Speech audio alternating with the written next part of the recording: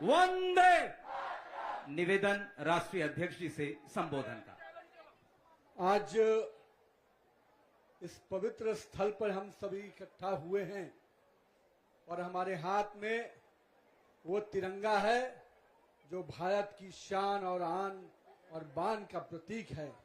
मैं आज सभी अपने युवा साथी, मेरे भारत के भविष्य को बहुत बहुत बधाई देता हूं, बहुत बहुत शुभकामना देता हूं। मंच पे उपस्थित दिल्ली प्रदेश की माननीय मुख्यमंत्री, जिनके नेतृत्व में लगातार दिल्ली अपने विकास के साथ साथ अपने विरासत को आगे बढ़ा रहा है, ऐसे अपने माननीय मुख्यमंत्री आदरणीय श्री रेखा गुप्ता जी, हमारे केंद्रीय मंत्री, प्रदेश भाजपा के अध्यक्ष आदरणीय हर्ष मल्होत्रा जी, दिल्ली सरकार के मंत्री, मेरे मित्र बड़े भाई आदरणीय आशीष सूद जी, दिल्ली सरकार के मंत्री आदरणीय रविंद्र इंदिराज जी, और मंच पर उपस्थित दिल्ली सरकार के एजुकेशन सेक्रेटरी महोदया और हमारे अन्य पदाधिकारीगण, मेरे मीडिया के बंधुगण, सर्वप्रथम इस आज के दिन मैं उस राष्ट्रीय युद्ध स्मारक को नमन करता हूं जिन्होंने, जिस स्थल पर हम कह सकते हैं कि अपने उन वीर शहीदों को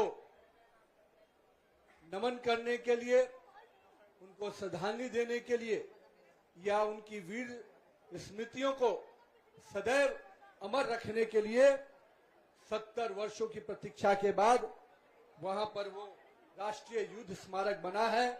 कहीं न कहीं आज उस पवित्र स्थल को मैं प्रणाम करता हूं, नमन करता हूं। मित्रों, हम सब के सामने नेताजी सुभाष चंद्र बोस जी की भी प्रतिमा है, जिस प्रतिमा का ये पूरा स्थल कहीं न कहीं उस बात को याद कर रहा है कि ये प्रतिमा भारत के उस बेटे की है जिन्होंने जॉर्ज फिफ्थ को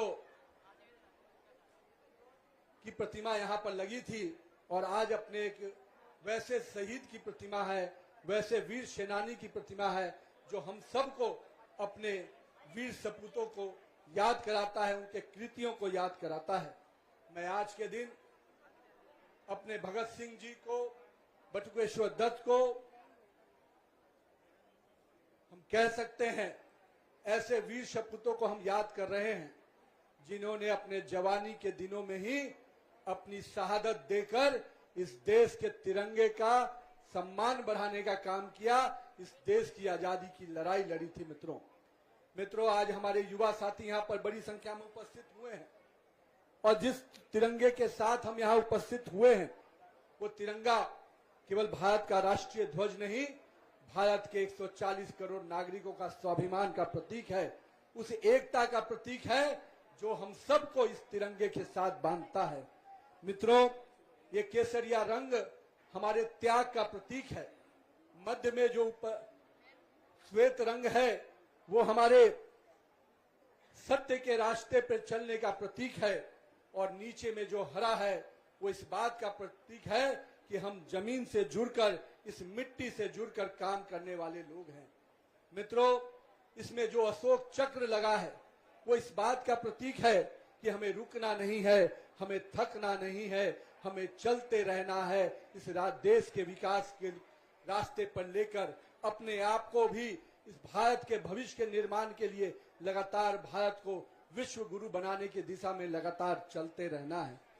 इस राष्ट्रीय ध्वज को कहीं न कहीं अपने प्रतीक, अपने सम्मान के प्रतीक, अपने स्वाभिमान के इस प्रतीक को निश्चित रूप से हम हर कदम पर लहराते हुए नजर आएंगे। मित्रों, आज के दिन मैं असम के उस कनक लता बरुआ जी को भी याद करना चाहता हूं जिन्होंने स्वाधीनता की उस लड़ाई में अपने जानों की आहुति तो दे दी पर तिरंगे को झुकने नहीं दिया। ऐसे वीर सेनानियों को आज नमन करने का भी दिन है। मित्रों, मुझे याद है इस तिरंगे के लिए भी लंबे संघर्ष हुए हैं, चाहे आजादी की लड़ाई के समय का रहा हो या आजादी के बाद भी। मुझे याद है 2011 में जब कश्मीर के लाल चौक पर भारत का तिरंगा लहराने में सवाल उठते थे तो भारत के करोड़ों युवाओं के दिल में दर्द होता था। पर मुझे खुशी है कि माननीय प्रधानमंत्री श्री नरेंद्र मोदी जी ने कश्मीर को उस पूरे 370 धारा से समाप्त कर आज कश्मीर में तिरंगा आन बान और शान के साथ लहराता हुआ नजर आ रहा है। ये हम सब भारतवासियों के लिए गर्व का विषय है मित्रों। आज के दिन जब हम यहाँ पर इकट्ठा हुए हैं तो आज मुझे इस बात की खुशी है कि जब हम 80वें स्वतंत्रता दिवस मनाने जा रहे हैं तो 80वें स्वतंत्रता दिवस के अवसर पर हम लोग वंदे मातरम के 150 वर्ष पूरे होने जा रहे हैं और इस वर्ष लाल किले की प्राचीर से वंदे मातरम का वो जय घोष होगा जिस जय घोष से हमारे देश को आजादी दिलाई। हमारे वीर सपूतों ने अपने जीवन की आहुति हंसते हंसते दी और कहीं न कहीं वो बलिदान के जो हमारे पुरोधा रहे उन्होंने कभी भी अपने जीवन की चिंता नहीं की, भारत के शान की चिंता की, भारत के तिरंगे की चिंता की। मित्रों, आज उसी लाल किले के प्राचीर से फिर से जब वंदे मातरम गाया जाएगा और कहीं न कहीं हम सबको विकसित भारत के संकल्प के लिए जोड़ेगा। मित्रों, मैं अपने युवा साथियों से कहता हूं मित्रों कि यह समय युवाओं का है। यह समय भारत के भविष्य को उस रूप में लेके आगे बढ़ने का है जब 2047 में भारत केवल विकसित राष्ट्र नहीं, 2047 का भारत पूरा विश्व गुरु बनेगा और पूरे विश्व की अगुवाई करेगा। मित्रों, हम सब आज यहाँ पर इकट्ठा हुए हैं। हम सबको आज तिरंगे के साथ यात्रा निकालने का मौका मिल रहा है। मैं युवा साथियों से कहूंगा 13 तारीख को 13, 14 और 15 हम 3 दिन हर घर में अपने तिरंगे के इस आह्वान को आगे बढ़ाएंगे। मैं अपने युवा साथी से कहूंगा अपने घर पर तिरंगा लहराना है, उस तिरंगे के साथ सेल्फी लेना है और एक संकल्प लेना है कि मैं अपने भविष्य को बनाऊंगा और इस भारत के भविष्य के निर्माण का भी संकल्प हमारा अपना होगा। मित्रों, मैं इसलिए आज अपने बड़ी संख्या में जो युवा साथी आए हैं उनको इस बात के संकल्प के लिए उपस्थित हुआ हूं कि मित्रों, ये देश हम सब युवाओं के संकल्प के लिए आगे बढ़ने का समय है और इस देश को माननीय प्रधानमंत्री नरेंद्र मोदी के नेतृत्व में जिस प्रकार से लगातार नई ऊंचाइयां पर हम आगे लेके जा रहे हैं, आज आप मुझे बताते हुए खुशी हो रही है। इस वर्ष सूर्य पथ तिरंगा लहराया जाएगा, यानी सूर्य की किरणें जहां जहां उगेंगी वहां वहां पूरे विश्व में तिरंगा लहराता हुआ नजर आएगा। तो ये वर्ष कहीं न कहीं पूरब से पश्चिम तक तिरंगा लहराएगा और अब तक तो सूर्य की किरणें सूर्य के इर्द गिर्द पृथ्वी चक्कर लगाती थी। आज भारत का तिरंगा भी पूरे सूर्य के परिक्रमा के साथ नजर आएगा।